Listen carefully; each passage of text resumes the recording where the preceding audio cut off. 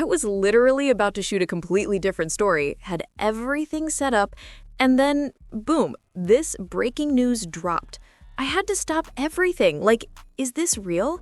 Are we being pranked right now? Because just when we thought Nafisa Collier and Brianna Stewart starting Unrivaled was already a huge conflict of interest, since, they're not just co-founders, but also vice presidents of the WNBPA, the players' union, this new development just took things to a whole new level.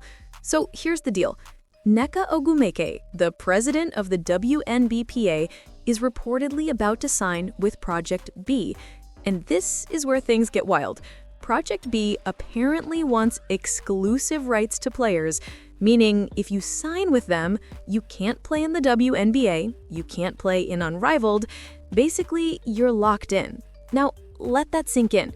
The president of the players' union, the one responsible for negotiating fair opportunities and pay for every player in the league, might be aligning with a group that directly competes against the league and restricts where players can play. That's not just a bad look, it's a full-blown conflict of interest. Did Nneka just undercut the WNBA players? Did she just sabotage future negotiations for a better CBA deal? Because if this is true, it changes everything. This isn't just another headline. This could reshape the future of women's basketball as we know it. Let's break this down. Welcome to TFD. Make sure you like, comment, subscribe, share the channel, hit that bell notification, hype the video. Let me introduce you to Nneka Ogwumike, the president of the WNBA Players Union, also known as the WNBPA. She's the one representing every single player in contract talks, pay discussions, and especially those tense CBA negotiations that were just extended to avoid a possible work stoppage or even a lockout. Now, here's where things get wild. I can't believe this is happening. I literally made a video earlier saying that if Caitlin Clark decided to play in an off-season league, this would probably be the one she'd end up in. And guess what? It's all unfolding exactly like that. But this isn't just about Caitlin anymore. There's another off-season league being quietly developed behind the scenes, and the politics around it are getting messy. You've got top players, union leaders, and new leagues all crossing lines that shouldn't be crossed. The fact that Nneka, as the president of the union, is connected to moves like this while still representing players in major negotiations, it's raising a lot of eyebrows. Something big is brewing, and it could completely change the future of the WNBA. Nneka Ogwumike signs with a new women's basketball league, Project B, as WNBA contract talks persist. I mean, this is a real conflict. And don't give me the they play during a different time argument. It's still a professional basketball league. The only thing that makes this a bit different is that, at least, it's overseas. But still, a WNBA player is an asset, and if that player gets injured, it hurts the WNBA owner's investment. This is wild.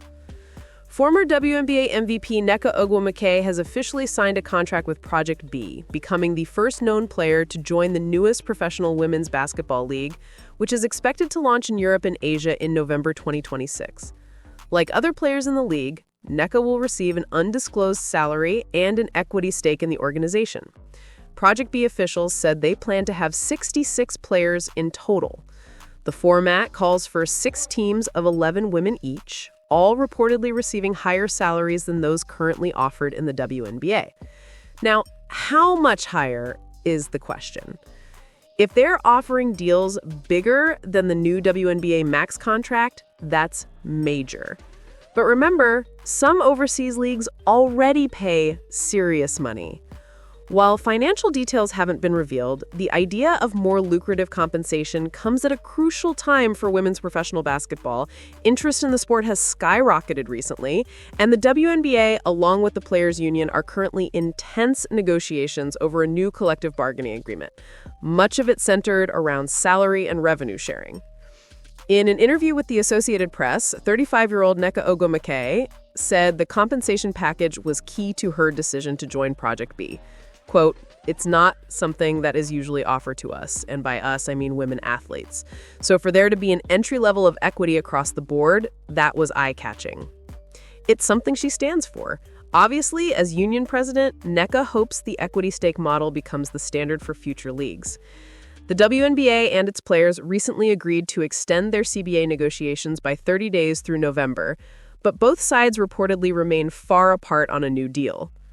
Surely they can't let this lead to a lockout, right?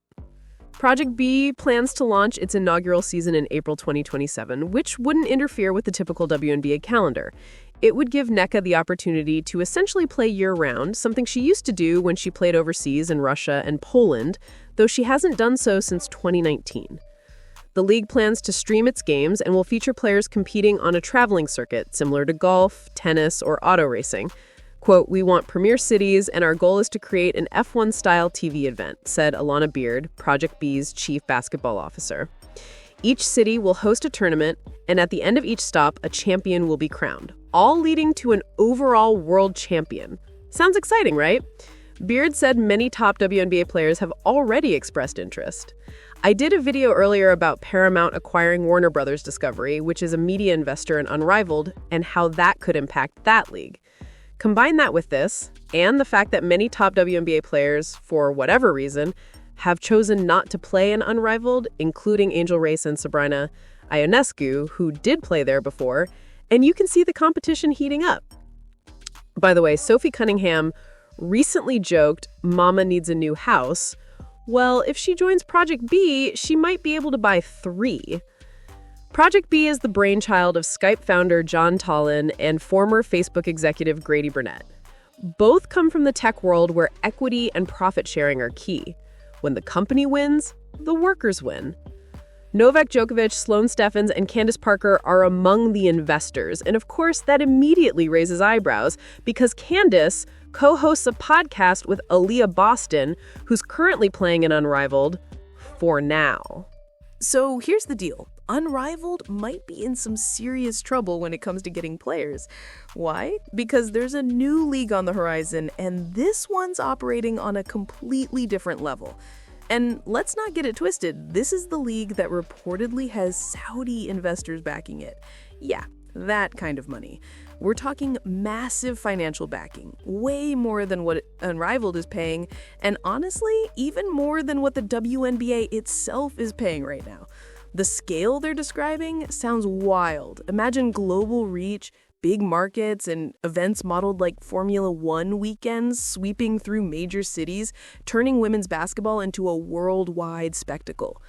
But here's where it gets tricky. The WNBA owners have made it clear they're not fans of players joining off-season leagues. They either want to abolish them altogether or restrict their players from participating. So when you factor in all the conflicts of interest between the Players Union, Unrivaled, and now this Saudi-backed league, it's chaos waiting to happen. Now, I could be wrong, but I've got a feeling Caitlin Clark might not touch this new league. Angel Reis, though, don't be surprised if she does.